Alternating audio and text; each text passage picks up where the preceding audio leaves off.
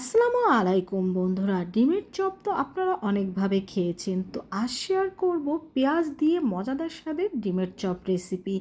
ইফতারিতে হাতে খুব কম সময় থাকলে খুব সহজে ঝটপট এই ডিমের চপটা তৈরি করে নিতে পারেন।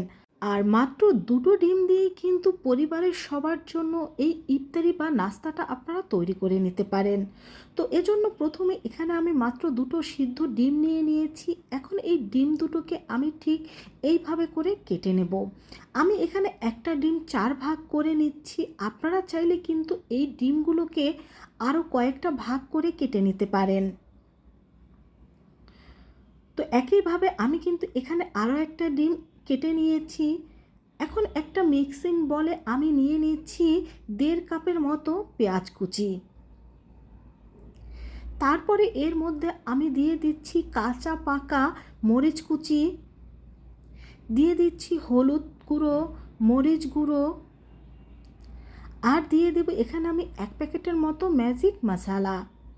এখন দিয়ে দেব স্বাদ মতো লবণ। এখন এই মশলার সাথে এই পেঁয়াজটাকে আমি কিছুক্ষণ ভালোভাবে মেখে নেব। লবণ দিয়ে এইভাবে মেখে নেওয়ার কারণে কিন্তু পেঁয়াজটা অনেকটা নরম হয়ে যাবে। তারপরে এর মধ্যে আমি দিয়ে দেব 3 টেবিল চামচ পরিমাণ চালের গুঁড়ো। এখানে চালের গুঁড়োর পরিবর্তে কর্নফ্লাওয়ারও দিতে পারেন। আর দিয়ে দিচ্ছি 1/2 কাপের মতো বেসন। এখন এই বেসন আর চালের গুঁড়াটার সাথে পেঁয়াজটাকে আমি ভালোভাবে মেখে নেব। প্রাথমিক অবস্থায় এটা কিছুটা শুকনো মনে হলেও কিছুক্ষণ মেখে নেওয়ার পরে কিন্তু এর মধ্যে এরকম একটা আঠালো ভাব চলে আসবে। আর যতক্ষণ এরকম আঠালো ভাব চলে না আসবে ততক্ষণ কিন্তু এটা মেখে নিতে হবে। তো এখন আমি হাতটা ধুয়ে পরিষ্কার করে হাতে সামান্য তেল মেখে নিয়েছি, যাতে হাতের সাথে এই পেঁয়াজের মিশ্রণটা লেগে না আসে। তো হাতে কিছুটা পেঁয়াজ নিয়ে এইভাবে করে চ্যাপ্টা করে তার মধ্যে আমরা এরকম ডিমটা দিয়ে দেব। তারপরে আবার পেঁয়াজ নিয়ে এটাকে ভালোভাবে এইভাবে করে ঢেকে দেব। আর এইভাবে করেই কিন্তু আমরা সবগুলো ডিম পেঁয়াজের চপগুলো তৈরি করে নেব। ইফতারের জন্য আপনারা কিন্তু ভিন্নভাবে এই ডিম পেঁয়াজের চপটা তৈরি করে নিতে পারেন। দেখবেন আপনার পরিবারের সবাই খুবই পছন্দ করবে। তো এই তো আমার একটা পেঁয়াজ ডিমের চপ তৈরি করে নেওয়া হয়ে গিয়েছে। আর এভাবে আমি সবগুলো তৈরি করে নিয়েছি।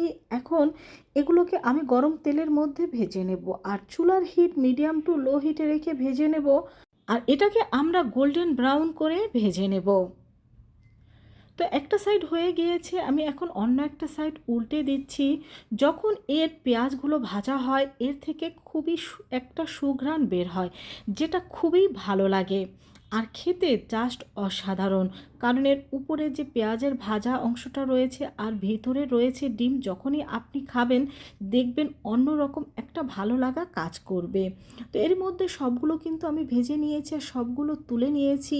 তো বন্ধুরা, তোমরাও কিন্তু ইফতারিতে খুব সহজে ঝটপট এইভাবে পেঁয়াজ ডিমের চপটা তৈরি করে নিতে পারো। আর একবার তৈরি করে দেখবে নিমিষে প্লেট একেবারে ফাঁকা হয়ে যাবে। তো সবাই ভালো থেকো। আল্লাহ হাফেজ।